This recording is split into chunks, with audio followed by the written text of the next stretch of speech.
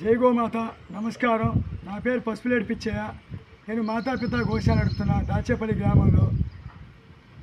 ఇప్పుడు ఈ వీడియోకి ఎందుకు ఈ దాచేపల్లి శివాలయంలో వీడియో చేయడం జరిగిందంటే, నన్ను గతంలో ఒక పెద్ద ఆయన అవమానించిండు గోవుల్ని. నన్ను ఇప్పుడు మళ్ళీ అదే పరిస్థితి మొదలవుతుంది, మళ్ళీ అవమానిస్తాడు. నేను చెప్తున్నా ఆ పెద్ద ఆయనకి, ఆ పెద్ద ఆయన గతంలో అవమానించినా సరే ఎందుకు వదిలిపెట్టానంటే ఏమి తిట్టకుండా, ఏమి శాపాలు పెట్టకుండా ఆయన ఎంతో మంచివాడు, ఎంతో మంచి పని చేసిండు. ఎన్నో కుటుంబాలకు అండగా నిలిచిండు. ఆ పెద్ద ఆయన ఎన్నో కుటుంబాలను బతికించిండు. అటువంటి వ్యక్తికి తప్పో ఒప్పో అని క్షమించి వదిలిపెట్టిన గతంలో మరలా ఇప్పుడు అవమానిస్తాడు. ఇప్పుడు అవమానిస్తే వదిలిపెడితే మా అమ్మవారి శక్తికి అవమానం అది. ఇప్పుడు వదిలిపెట్టేదైతే లేదు. ఖచ్చితంగా నేనైతే వదిలిపెట్టను. 30 రోజులు టైం ఇస్తాను పెద్ద ఆయనకి.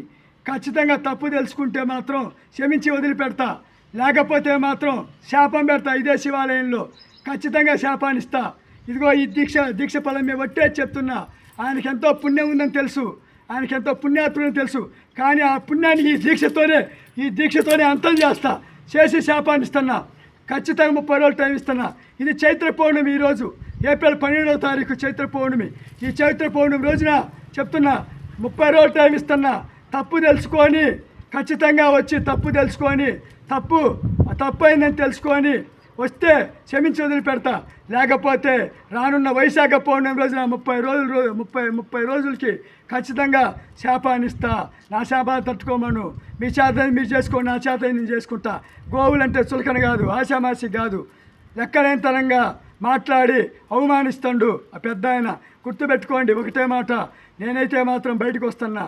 ఖచ్చితంగా శాపాన్ని ఇస్తా. 30 రోజులు టైం ఇస్తున్నా. 30 రోజులలోపు మీ తప్పు తెలుసుకుని క్షమిస్తా.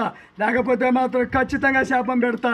ఒకవేళ నా శాపం ఫలించకపోతే ఈ దీక్షను వదిలేసి గోమాతను వదిలేసి ఖచ్చితంగా అవసరం గ్రామాన్ని వదిలేసి వెళ్ళిపోతా.